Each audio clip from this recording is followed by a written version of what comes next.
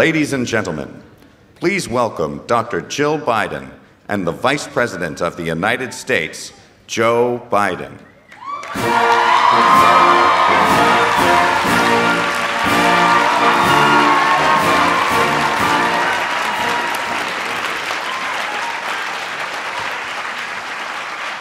Hi.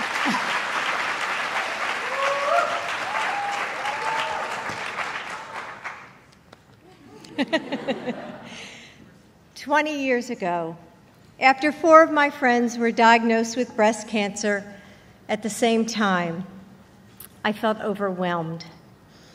I knew I had to do something. You all know that feeling. So I went to my strength. As a teacher, I wanted to find a way to reach young women, to teach them about the importance of early detection. Joining other local advocates, this became the Biden Breast Health Initiative, and we have educated thousands of high school students. Grassroots community action matters. That's why we're all here today. So thank you, Kathy Calvin, for bringing us all together. Many of you are here because you know someone, a friend, a colleague, a family member, who has been afflicted by cancer. Today, we are here to tell you that you don't have to be a doctor, a nurse, or a researcher to make a difference. All of us here have something to contribute, and that's what it's going to take. That's how we're going to win this fight. All of us working together. Because only together can we seize this moment to defeat cancer. In October, when Joe announced that he would not seek the nomination for the presidency, we had already decided to focus on another campaign, this fight. Joe called it our moonshot, the cancer moonshot, making the seemingly impossible possible. And I know he's not going to stop until we get this done. He knew it would take a nationwide and even worldwide commitment, bringing together our best and our brightest from all sectors with one goal in mind: to double the rate of progress toward curing cancer, 10 years of progress in 5. Well, the outpouring of support that we have seen has been, quite simply, amazing. This is personal. This is about the fighters and the survivors, the caretakers and the researchers, the philanthropists and the patient advocates. It's about the millions of Americans, their loved ones, and all those around the world who are confronting cancer. In San Francisco, we met Laura Hadid. She told us, quote, "I am trial subject 985, but I'm also a mom, a wife, and a daughter. I hope we can take the luck out of the equation and give every new cancer patient a chance at a new drug and a new life." End quote. It's about hope, but ultimately it's about action. Action on the international level to break down barriers and advance cancer research and care. Action to address cancer disparities in low and middle income countries. And action to strengthen our partnerships around the world. So now it's my pleasure to introduce a man of action, the man President Obama put at mission control of this moonshot, my husband, our Vice President, Joe Biden.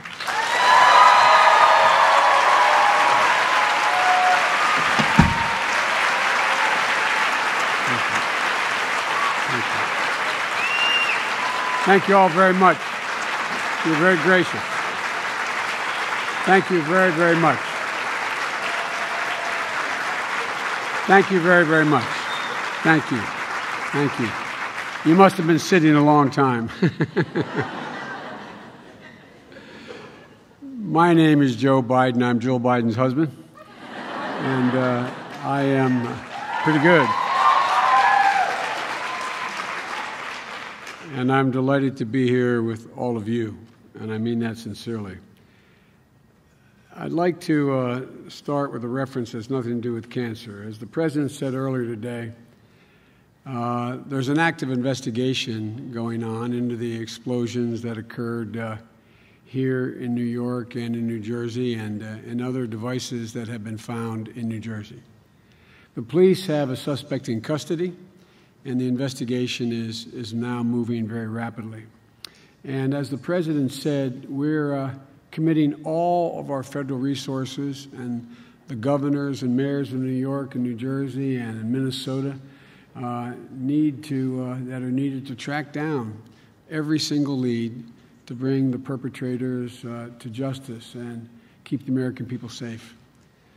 And to state the obvious, like all of you, my prayers are with those who are injured in the attacks, both here and in Minnesota, and the first responders who were wounded in the apprehension of this suspect. And I just wanted to say how great law enforcement is here in New York, New Jersey, Minnesota, and how well they performed, how quickly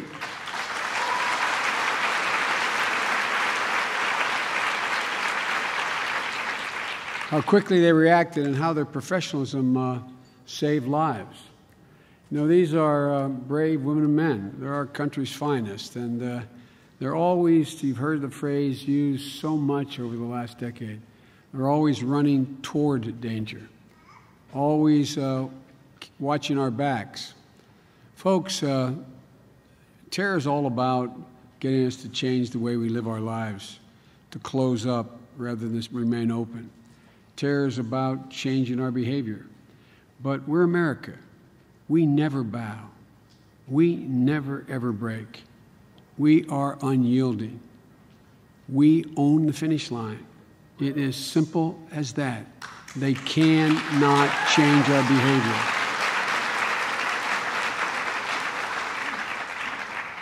We never bend. We never cower.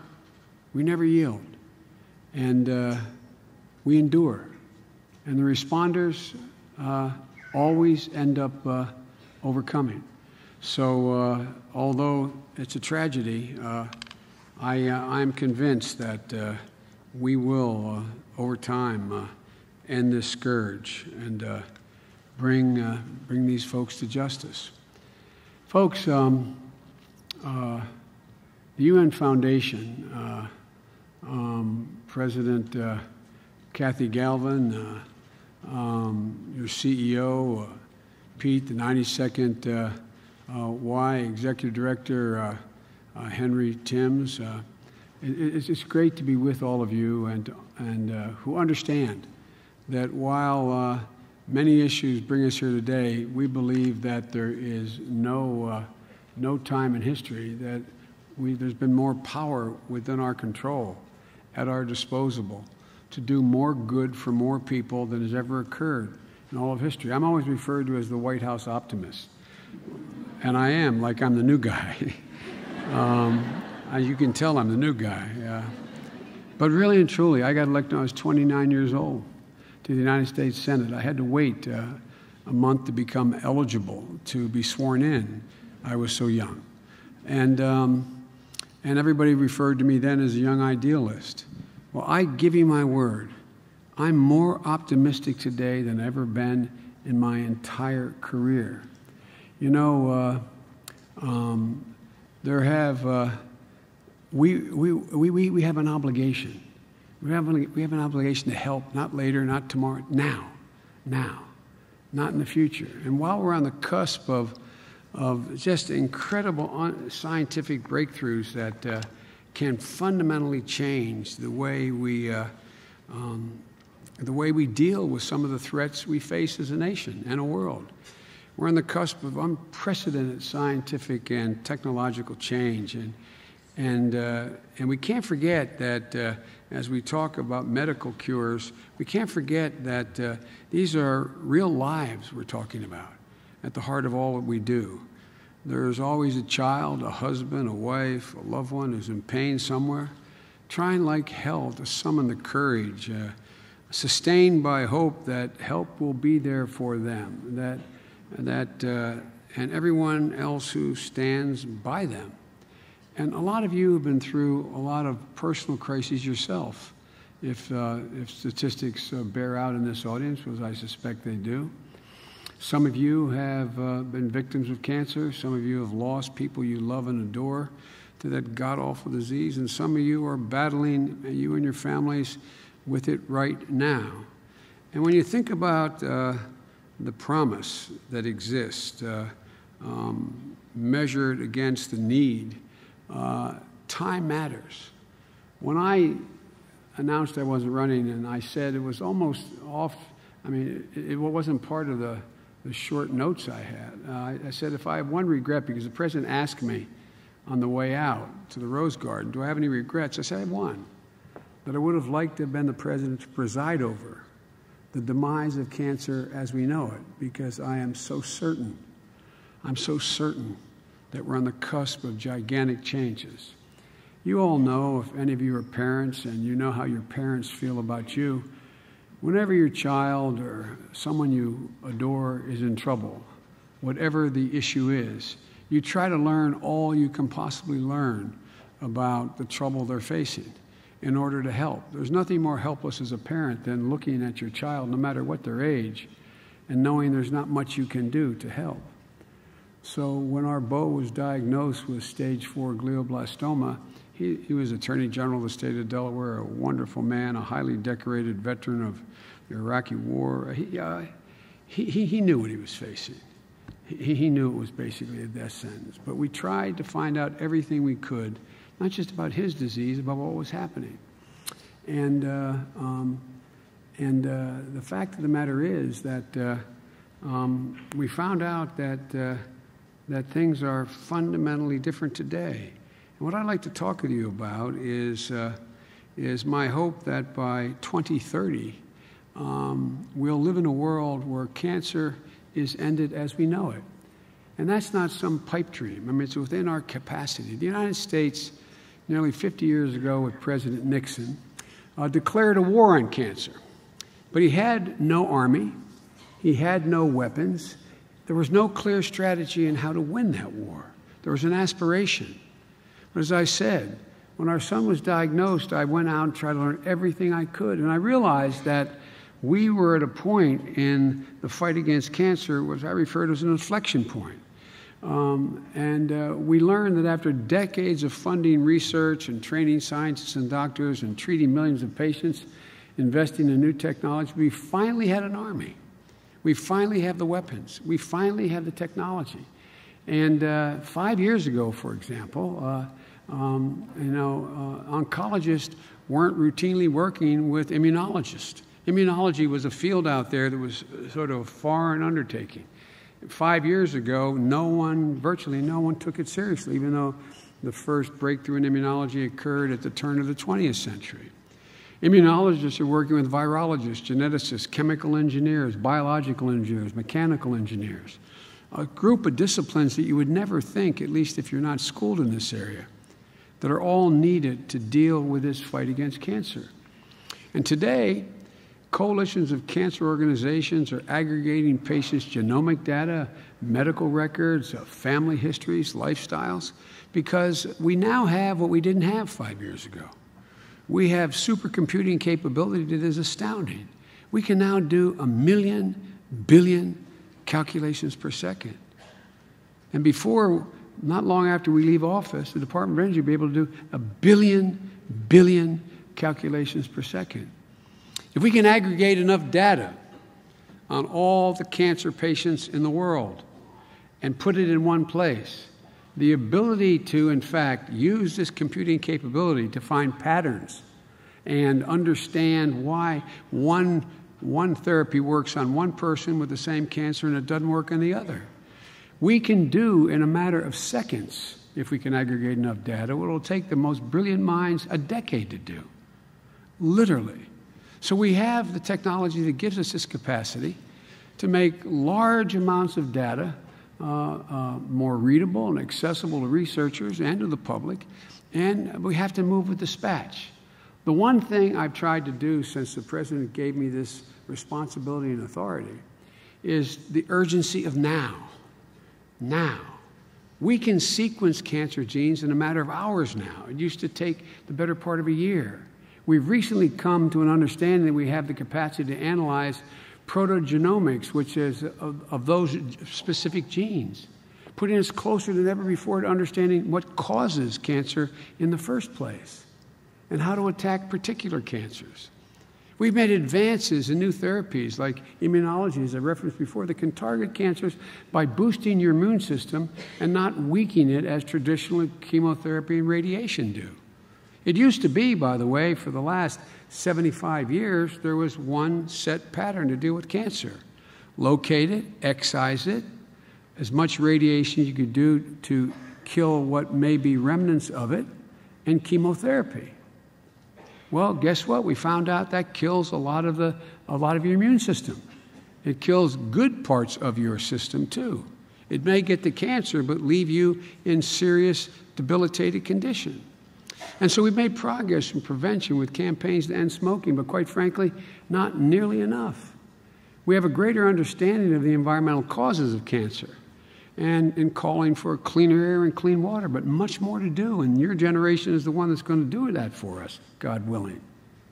We are consistently increasing the availability of sophisticated cancer screening vaccines with significantly more promise. We've made progress in treating some types of cancers better than others, like lymphoma.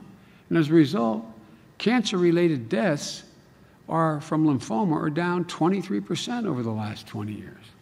But these are just some of the examples of what we've changed and what's given more hope. And I might add, we've raised expectations, though, as we have made this progress. And the expectations are considerably greater than the progress we've made thus far. So the question is, we have to ask ourselves why we're not progressing at an even more rapid rate. Today, there are approximately 14 million new cancer cases diagnosed every year, 8.2 million cancer deaths every year. It's expected that worldwide we'll see almost 20 million new cases of cancer per year, 11.4 million more deaths from cancer beginning in the year 2025.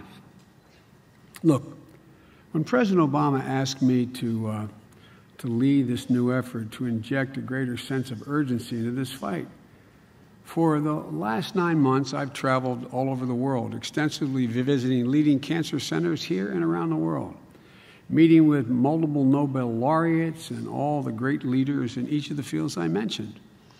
And one thing has come through clearly. The medical profession is not real good at sharing. They're devoted to the most brilliant people I meet, but there is a culture where information not shared between and among organizations. And in many cases, it's not shared at all. And so we have to change this culture in order to win this fight. And now we're marshaling the full force of the federal government, from the National Cancer Institute to NASA, to the Department of Energy, to Veterans Affairs, to break down these roadblocks and set a national agenda where we can make a decade's worth of progress in the next 5 years by preventing, diagnosing, and treating cancer. And this is all within our reach.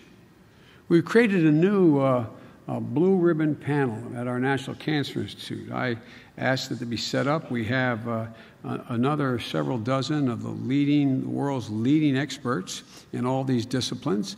And they're beginning to, and by the way, there's leaders across the board, patient advocates to biotechnological experts to some of the best minds in Silicon Valley as to how we can move more rapidly.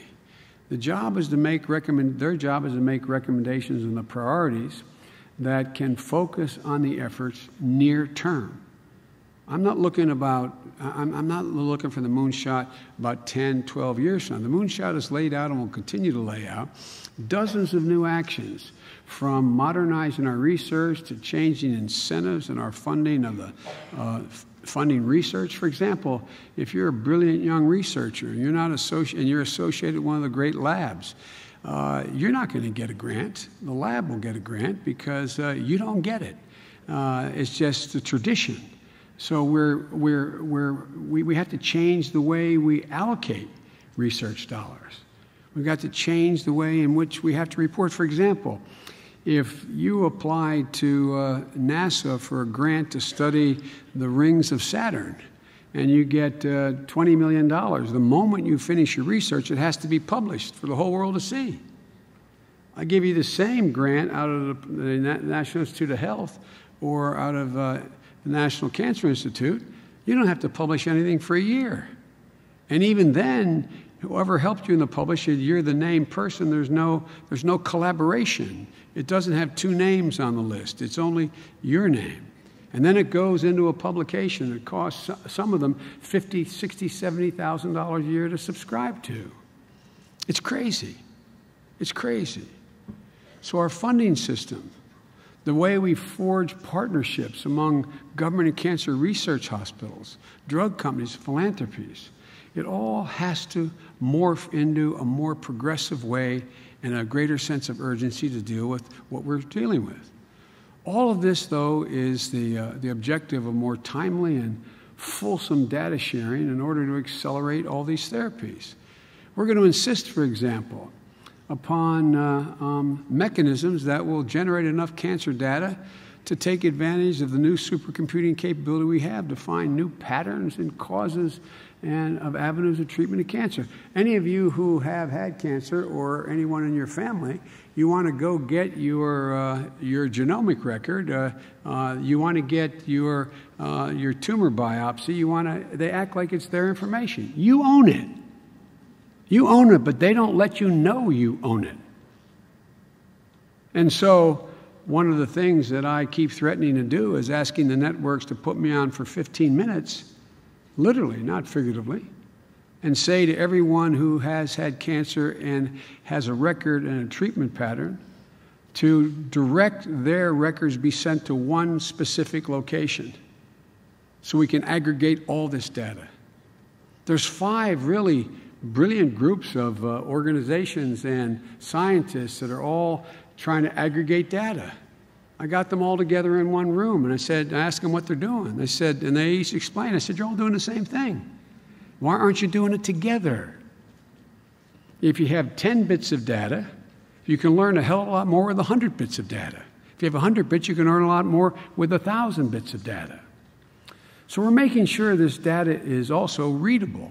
One of the things the President and I did in the Recovery Act, and I hope this isn't boring you because it's important. You're not acting like that, but I hope I'm not, because this is very wonkish, I realize, but it really matters, and you're an incredibly well-informed audience. Here's the deal.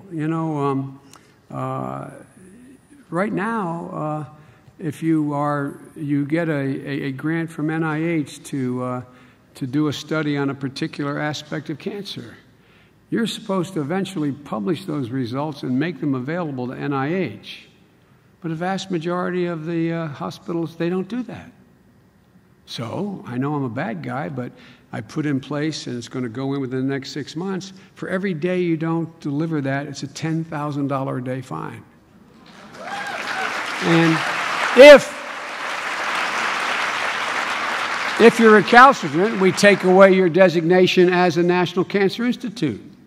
Folks, this is within our wheelhouse. Finally, for example, only 4 in 10 people who have cancer are ever able to get in a clinical trial.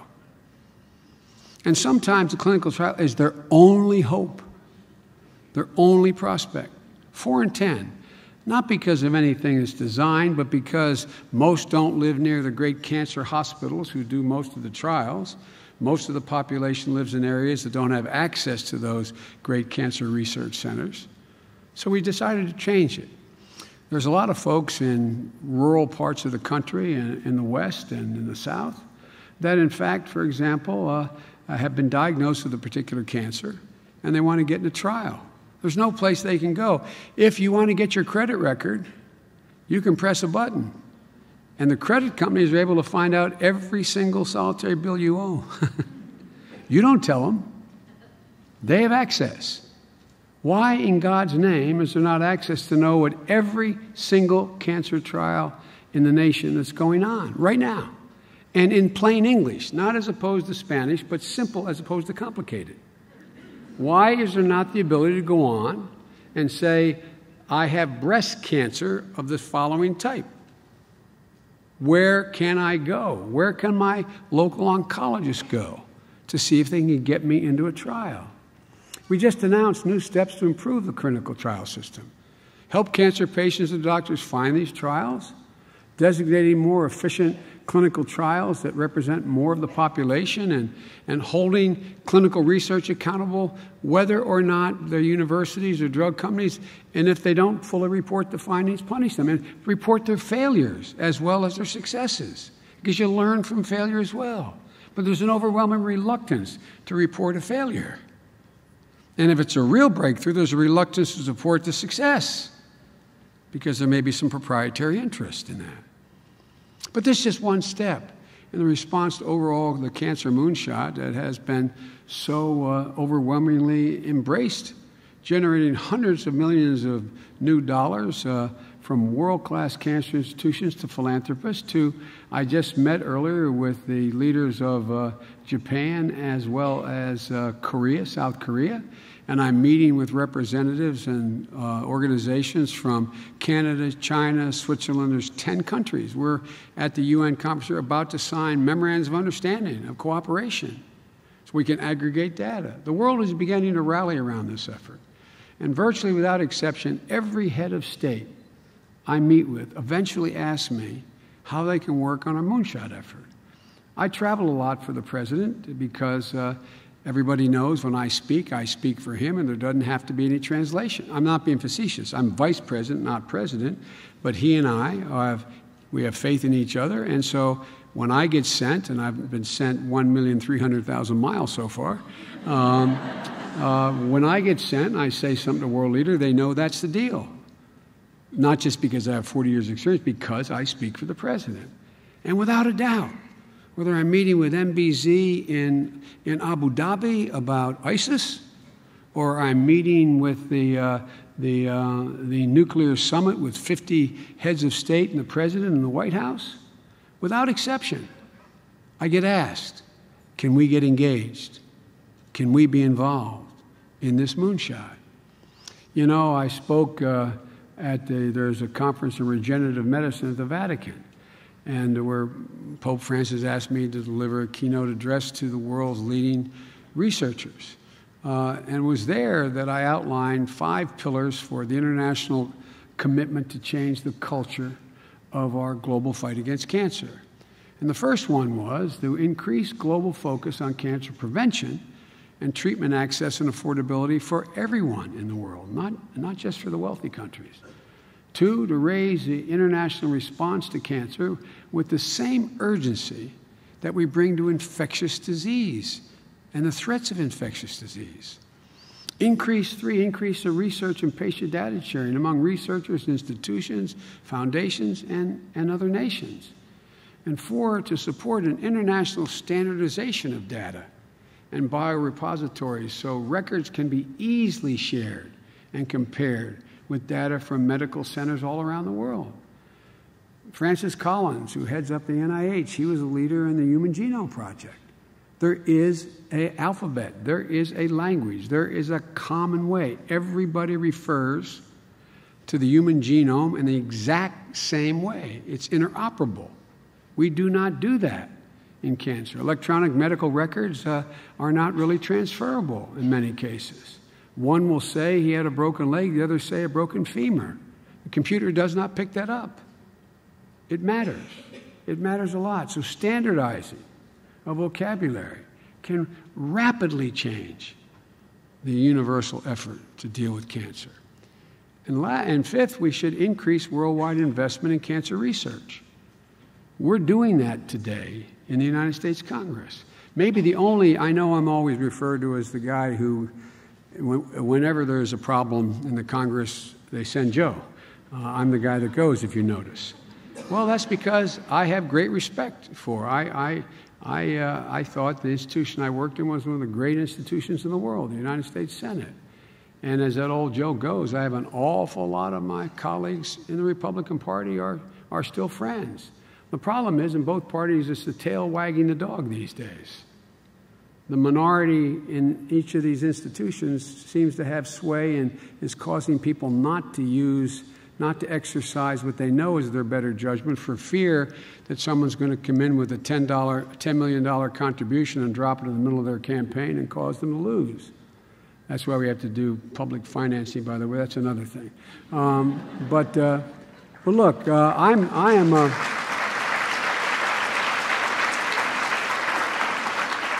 So the only bipartisan thing going on right now is cancer and the fight against cancer.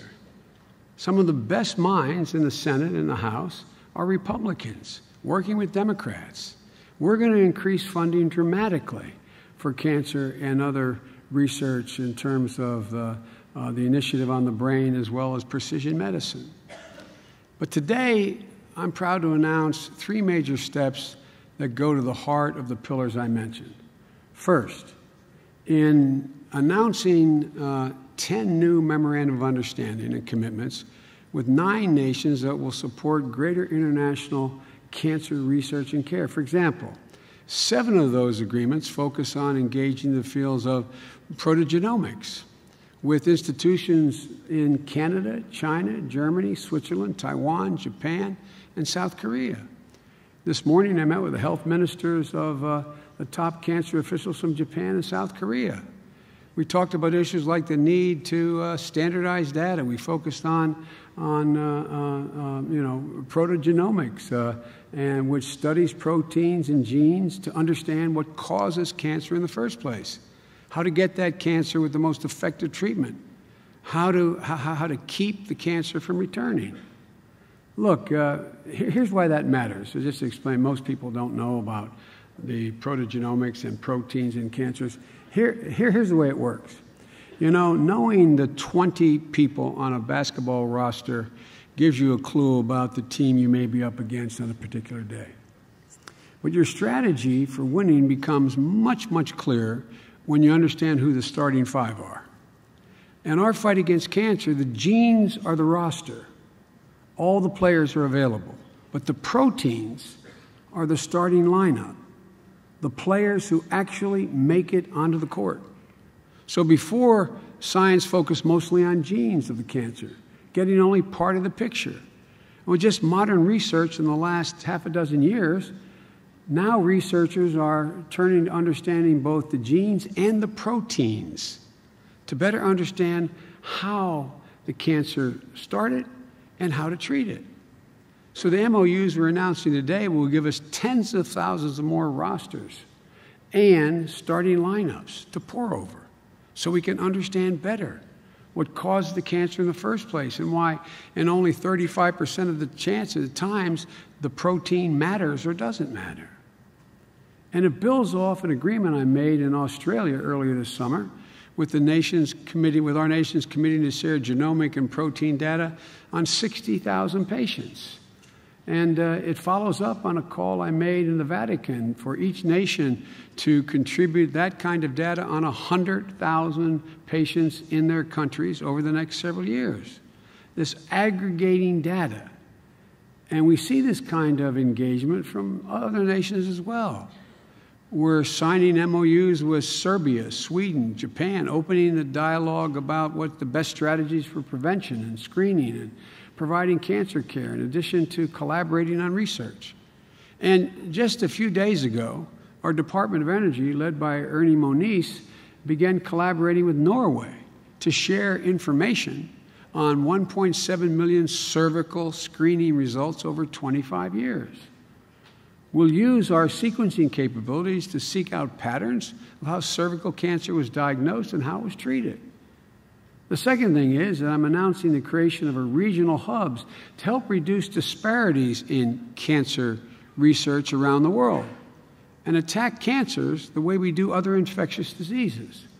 This is funded by the National Cancer Institute, and we've asked other industrial nations to step up. And we're now working with Australia, China, Denmark, France, Germany, Ireland, Japan, South Korea, New Zealand, the Netherlands, Norway, Sweden, on funding these centers around the world. To start, this will mean greater research in breast cancer, one of the top killers in Vietnam, Botswana, and South Africa. Training doctors and healthcare workers in Malawi in cancer surgery and pathology. Developing large population studies to examine the biological and environmental causes of cancers in Colombia, Costa Rica, Guatemala, and Mexico. Building a cancer registry to study breast, uterine, and cervical cancers in Bangladesh. Establishing nationwide clinic-based methods for preventing and controlling breast and oral cancers in India. We're going to the parts of the world where those particular cancers are particular killers without having the expertise in those regions to deal with this. And here's why all this is important. Nearly 50% of all cancers are preventable. Take cervical cancer, for example. There are 530,000 new cases diagnosed each year. 270,000 of those people will die each year. 80% of them live in developing countries. In Africa, it's the second most common cancer after breast cancer. It's a travesty, but one that's preventable with more education, screening, and vaccines. Cervical cancer is mostly preventable cancer with the HPV vaccine that's now available. It exists today. Now,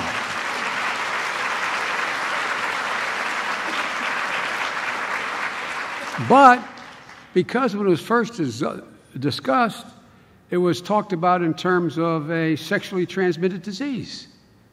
So a whole lot of parents, and it can be transmitted that way. It's a virus. But parents said, whoa, I'm not going to empower my little girl at 7 or 8 years old to get this vaccine. I'm not going to empower my son. That's not it at all. It prevents the virus in 85% of the cases having nothing to do with sexually transmitted diseases. So part of this is breaking through cultural norms out there. But right now, every little boy and girl in America should get that vaccine when they get a measles vaccine. Right now.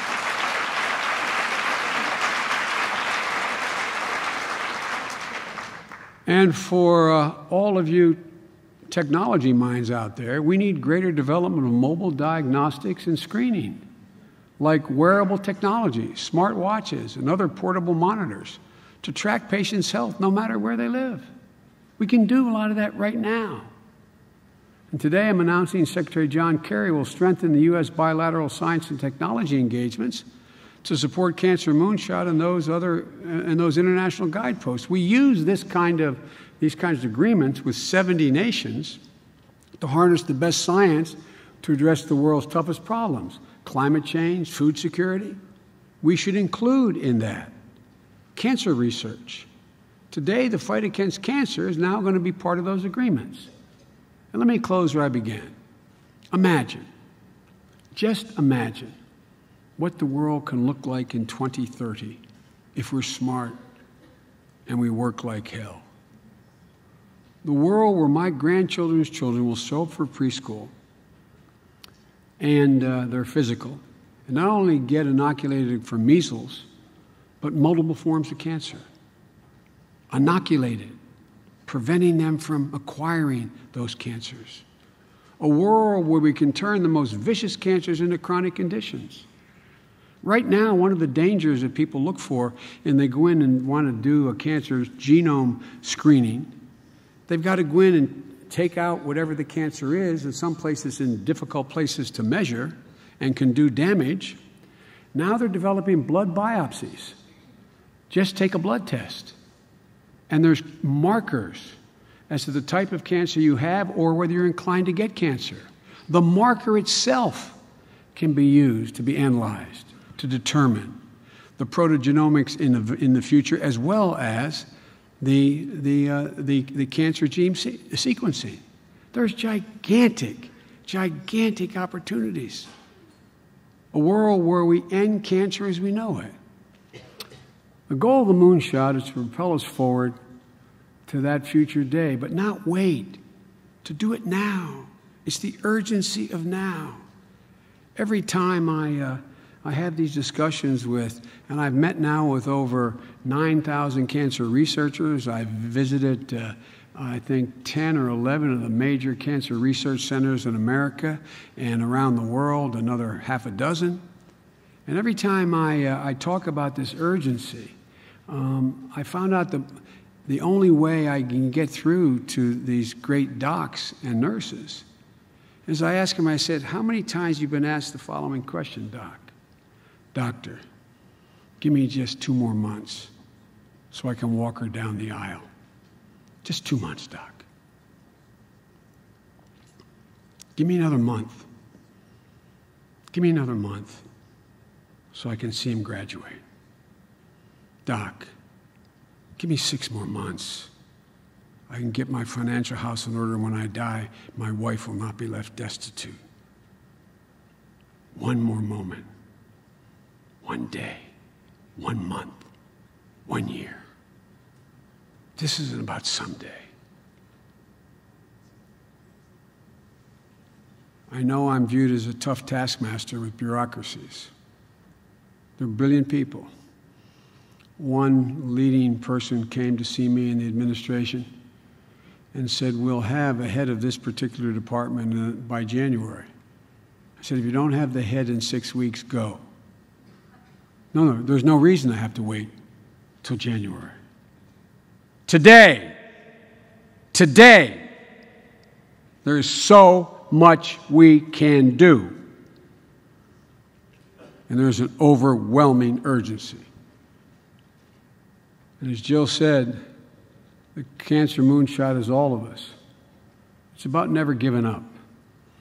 You know, one of the things that I'm getting sort of long in the tooth here in terms of how old I'm getting, but by the way, I agree with Satchel Paige's view of age. He pitched a win when he was 47 years old, and the press said, what's it like, Satch, 47, pitching a win in the bigs?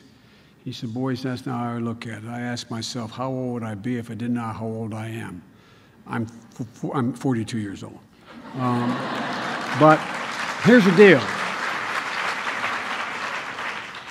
The fact of the matter is that it's about promise.